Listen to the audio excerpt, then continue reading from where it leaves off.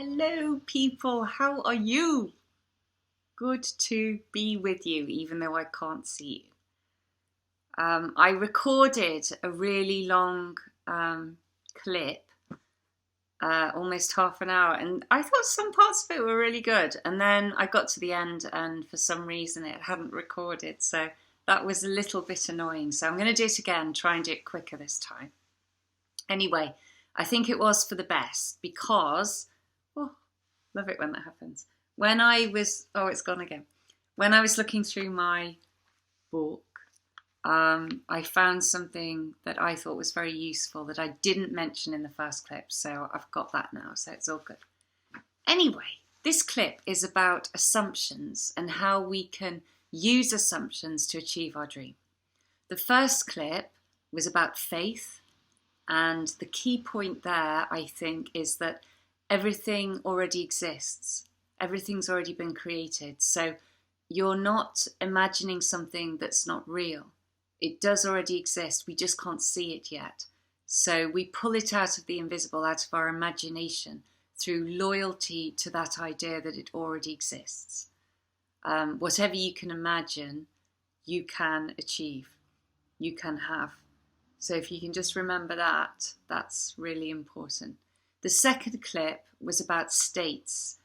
And there's an infinite amount of states in this world. States are, how could I say what states are? It's your consciousness lives in the state and expresses the state. And we can change our state. I always find it hard to explain states. We can change our state through living in a different feeling. So we imagine the kind of state we want to be in. We imagine what that would feel like, and then we live in the feeling of the wish fulfilled. And the feeling of the state is the state itself. So you can be happy and satisfied that you have achieved the state when you're in that feeling. You just haven't got the reflection of the state in objective reality yet. You have to persist in living in that state for it to manifest in your everyday reality in the material world. So persistence is key. You could be in a state of poverty, a state of wealth, a state of kindness, a state of cruelty. There's so many different kinds of states, you cannot count how many there are. And we are all experiencing different states, usually unconsciously. So we can do this consciously. If we want to be a millionaire, for example, then we can imagine what that would feel like, and we can live in the feeling of the state of being a millionaire. And if we persist in it and get it right, then that will start to happen in our world. We will become that. I truly believe it, and I think anyone can do it. So let's start with assumptions. The assumption is very important. And maybe it's the most important thing, I don't know. But we need to assume that we are the person we want to be. And we need to really imagine, what would that look like? What kind of person would I be if I achieved my dream? How would I feel inside? And how would I appear to others? Then step into the image of the person you think you would be, and how would that feel? And just experience the feeling of it.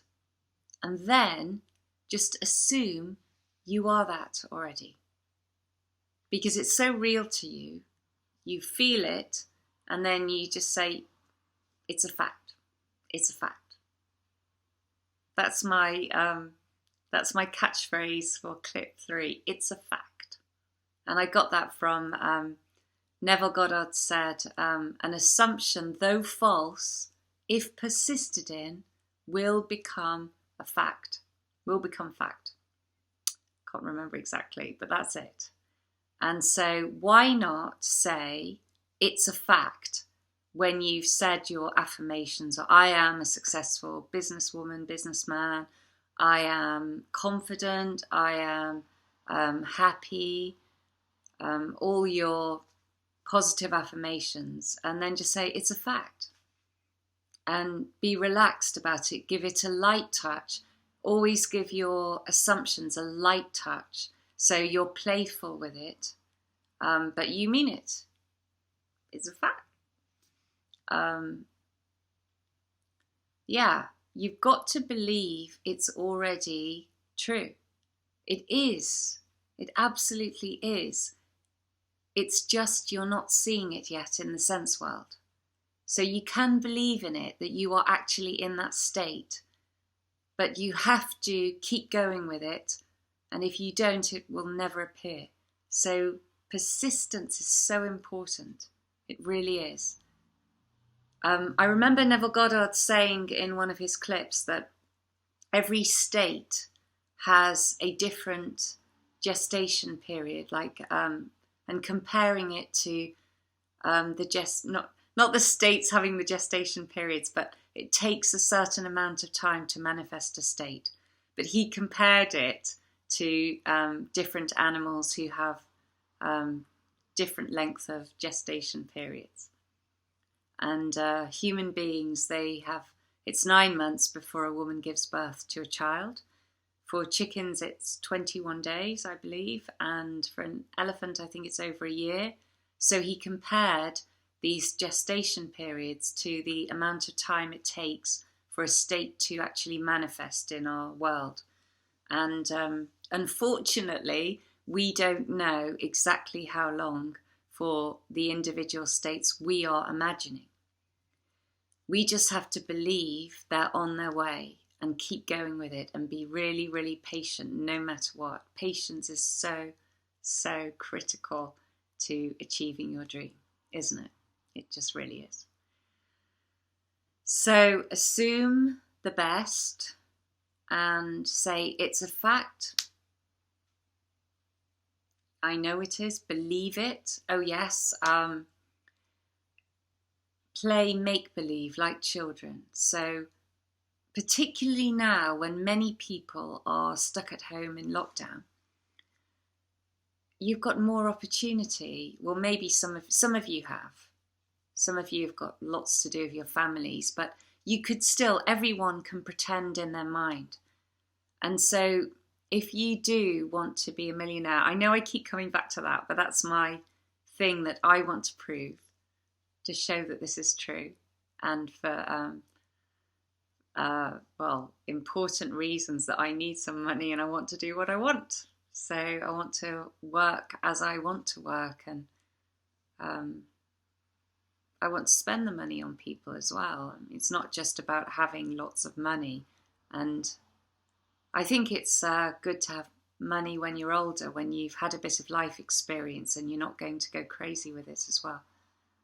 But I don't need to justify it to you, do I? No, I don't. I haven't got it yet. I have got it! Oh no! See, I'm not very good at this yet. I am a millionaire. I believe that implicitly. I am. It just hasn't showed up yet. So, and I did notice today I was coming up with different ideas of what I wanted to spend the money on and invest the money on. And I suppose I was thinking a little bit, oh, if I'm rich, I'll do that. But the fact was, the ideas were coming anyway. Just from, it seemed to be from nowhere. And I was thinking, yeah, I'm going to do that. I'm going to do that. And even though I'm not fully there yet, I was thinking, yeah, I think I will have the money. I think I will. I've just got to get more sure. And reading Neville Goddard really, really helps. And doing these clips for you really, really helps. Because I'm learning, and then I give you what I've learnt. And hopefully it goes in a bit. And thank you so much for all your positive comments and the likes and everything. I really appreciate it. It keeps me going and it motivates me. So I can't tell you enough, but thank you. I really like that. It's communication for me, especially at the moment. Anyway, as I was saying, you've got to almost play make-believe, like when you were a child and you walk around thinking, and I'm going to keep using this example of being a millionaire. I'm a millionaire, and how would you feel as a millionaire? Happy, abundant. Maybe money means freedom for you, like it does for me. So that feeling of anything is possible, no limits, and try and spend some of your day at least going around thinking like that. And if you can, if there aren't people around who are going to judge you, think out loud, make plans out loud, and give thanks for the money too. That's important. Positive affirmations, giving thanks, having new ideas from the new state. So you're in the state, and when you're walking around thinking whatever you're thinking, just think, I am actually in the state right now. Isn't that fantastic? Every time you're in the state and you're in that feeling of the wish fulfilled, you're bringing it closer to you. So you can have that confidence and joy that you're doing something very positive for your future. And we need to really acknowledge that rather than thinking, oh, I don't know if this is going to work or not. No, it is working. This is how it works. And not many people fully believe that. Even if you just believe it a bit, that's good, because you might do something about it and then you're going to believe it a lot more. So assume the best and give it a light touch and say it's a fact. It's a fact, and believe that, because it is a fact. Now I'm going to just read a little bit from my book as usual. Those are the key parts there though. So this is called The Power of Assumption. I'll just read some of it. Man's chief delusion is his conviction that there are causes other than his own state of consciousness. All that befalls a man, all that is done by him, all that comes from him, happens as a result of his state of consciousness. A man's consciousness is all that he thinks and desires and loves, all that he believes is true and consents to. That is why a change of consciousness is necessary before you can change your outer world. Rain falls as a result of a change in the temperature in the higher regions of the atmosphere. So in like manner, a change of circumstance happens as a result of a change in your state of consciousness. And I've just realised I'm reading the wrong bit, the wrong chapter there, but that's still very useful, I think. That's about states, so we need to change our state of consciousness before we can even assume, really. Or maybe if you did assume very, very confidently, that would bring about the feeling as well. So I really wanted to read chapter 5, The Truth That Sets You Free. The drama of life is a psychological one, in which all the conditions, circumstances, and events of your life are brought to pass by your assumptions. Since your life is determined by your assumptions, you are forced to recognize the fact that you are either a slave to your assumptions or the master. To become the master of your assumptions is the key to undreamed of freedom and happiness. You can attain this mastery by deliberate conscious control of your imagination. You determine your assumptions in this way.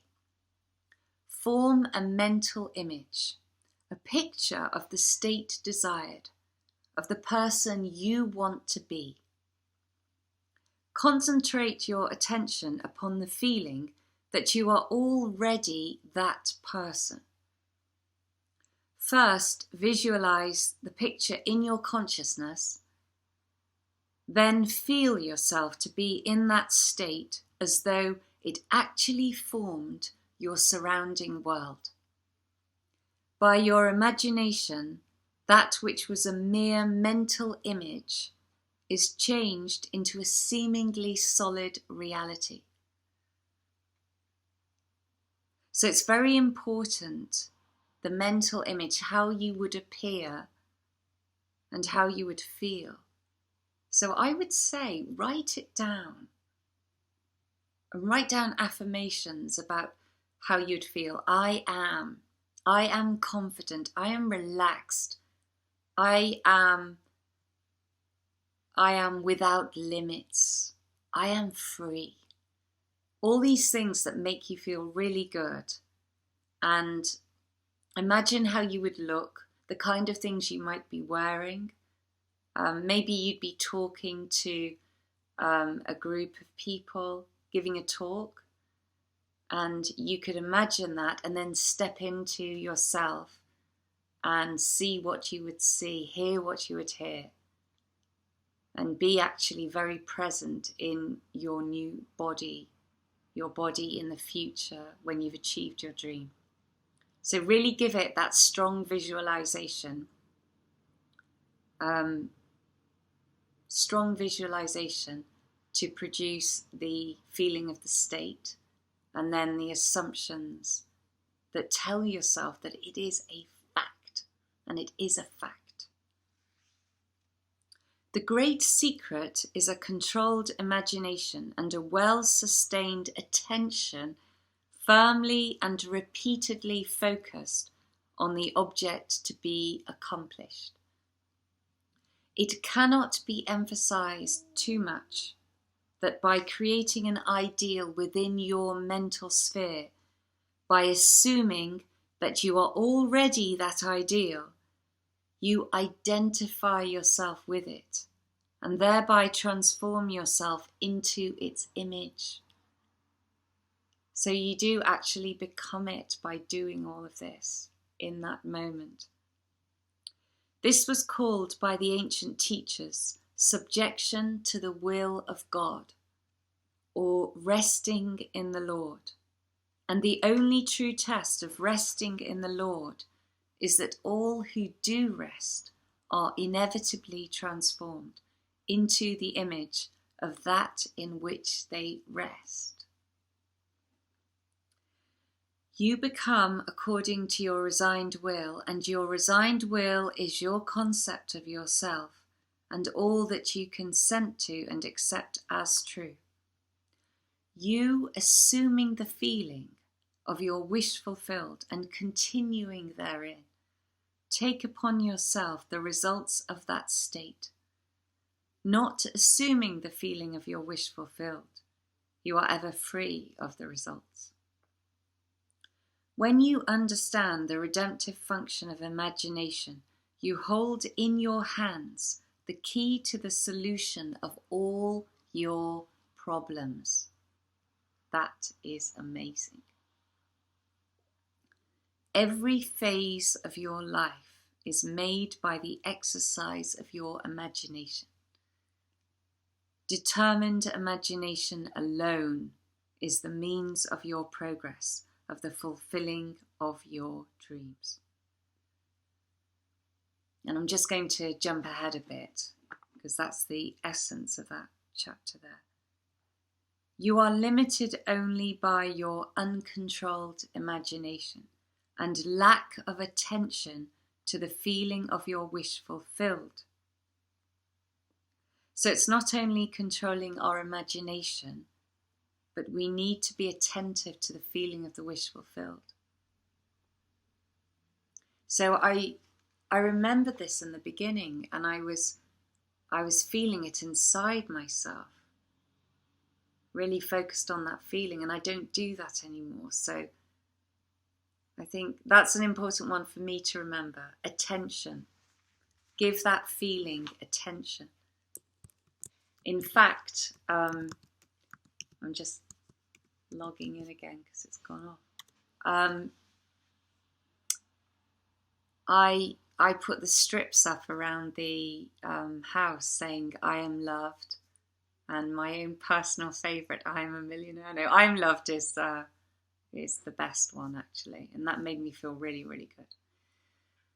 So I think after this clip, I am going to write down some key points from this to help me to sustain the attention of the wish fulfilled tomorrow. Because I just feel there's so much time at the moment, even though it seems to go very quickly. This could be used really valuably. Coronavirus time. And sometimes it's really difficult being alone for a long time, being motivated to do work, because I have to do work from home now. But I could always be imagining. I could always be carrying the feeling of the wish fulfilled around in me, or a lot of the time, a lot more than when I'm distracted at work and I'm not using it. And that's what really annoys me about myself, when I don't make the best use of time. So it's going to start from now, actually, and I'll let you know. Of course, I'll let you know when I have some success. So why don't you do that as well? Black pen, white strip of paper, stick it up round the house. Attention to the wish fulfilled. And you will notice it tomorrow, and then you'll know how often you're actually in the state. Because you see it and you're like, oh, I forgot. So I think that would be good to get into a habit. So try it. Where was I up to now? I'm going to read that again because that was an important part.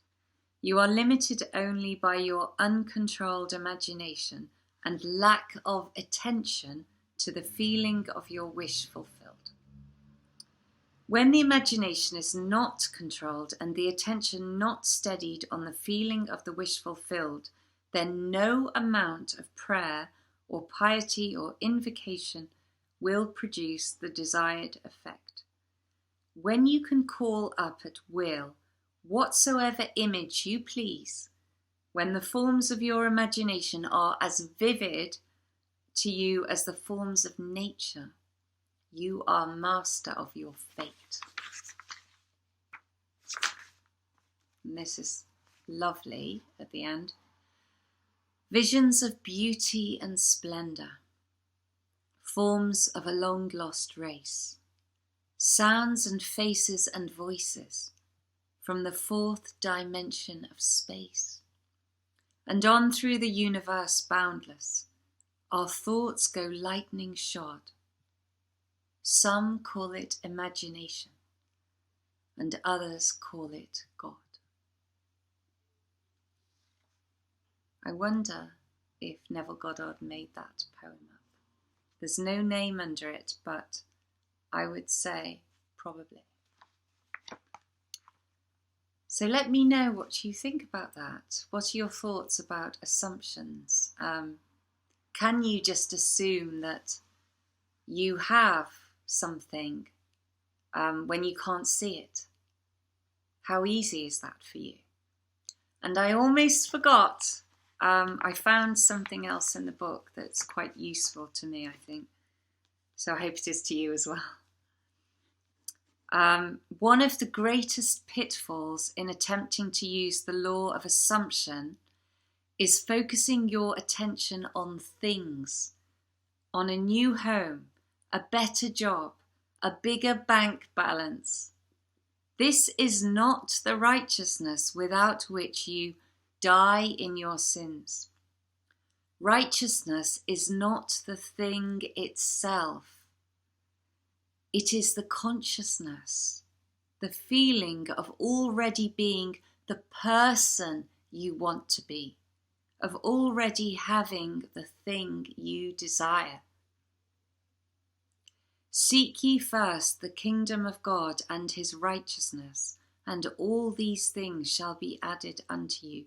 Matthew chapter 6, verse 33. The kingdom, entire creation of God, which is your I am, is within you. Righteousness is the awareness that you already possess it all. Already possess it all. You've got everything inside you. You've got to believe that. So it's all about the consciousness. So you can imagine a visualization of having something. But the main thing from that visualization is to get the feeling, how you would feel if you had it, and to dwell in that consciousness. So it's all about the state. And sometimes I forget that, and I think about the visualization of getting something, and then I just leave it. But the whole point, I mean, it does work, but the whole point is to generate the feeling of the wish fulfilled. So I hope that helped. Big hello to Positive Pamela in Australia. I remember this time. I really appreciate your comments, and very encouraging of you to always leave me nice comments. I like that. And I feel like you're a friend over the water on the other side of the world. So thank you so much. And I feel that about everybody who leaves comments regularly, really. It's just like we're a little online community, and it's really nice. My throat is getting croaky. I had a nice comment from somebody called John in America recently, and it's a very long comment.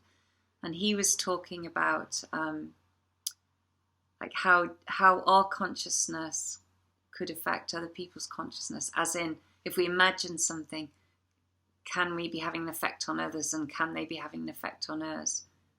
I mean, he worded it a bit differently to that, but that was interesting to think about. Our consciousness you can't even count it. It's one consciousness, but it's everywhere. So it's not even one, actually. It's God. And it lives in all of us. But it looks like we're all individuals, doesn't it? Because we're manifestations from the consciousness. And so I could be imagining something, and the way it's brought to me could have an effect on someone else's life. So maybe I've affected their life, and is that right? And blah, blah, blah, all these questions. All I can think is all our imaginative thoughts are all coming from the same source. So I do believe in that source there is some kind of harmony. And they call it the collective unconsciousness, don't they? So everything just works well together. And there is some underlying plan to it all, I believe. I don't know, though. It's all a mystery, isn't it? But that was a really interesting question. So thank you for that, John. And I look forward to more comments. If you liked this clip, please like it. And thank you so much for watching till the end. It is a long one. So take care of yourselves. And it was Captain Tom's birthday today. He was 100 years old in England, and he's raised 31 million so far, £31 million for the National Health Service. That's brilliant. And so there were lots of celebrations today. How amazing is that? A 99-year-old man at the time, he walked up and down his garden 100 times, something like that. And people sponsored him, and it got that high. Really amazing. And I think that's been a really positive change for this country. Because he's been on the news a lot, and people really respect him and appreciate him and love him. And It's not often somebody who's 100 years old gets that much attention. How often does that happen? And I feel like people are appreciating the wisdom of older people. And we need some wisdom at the moment with the coronavirus. And he's been saying some really positive, life-affirming things and encouraging us. So, happy birthday, Colonel Tom now. Really great. Oh, I am getting emotional, but my voice is going at the same time. I just think that older people should be appreciated more in society because they've got all this life experience, and sometimes it's just like, oh, well, they're almost at the end of their life now and they don't work anymore. So people don't say that, but they don't get as much attention as I think they should. And my granddad's brother was killed in Burma during the Second World War, and he died a hero. He died, he volunteered to stay behind and shoot at the Japanese who were coming to kill them in tanks. And so his friends could try and get away in time. And I really hope some of them survived, because I don't know what happened after that. And I'm only saying that, I mean, I think it's just amazing what he did. He is a hero, and there's so many who got killed during the Second World War. But my point of this is Colonel Tom was over there at the same time as my granddad's brother, who got killed, but he survived. And I just wondered, I wondered if they saw each other or met. And that really brings home to me, it's not that long ago, the Second World War. This man is still walking around on the earth, thank God. And he's 100. Sorry for going on so long. You can always stop it when I start going on so long, but I could talk about things like that for a long time. But I can't because my voice is going. Okay, take care, people. I'm really going now. All the best. Thank you. Bye.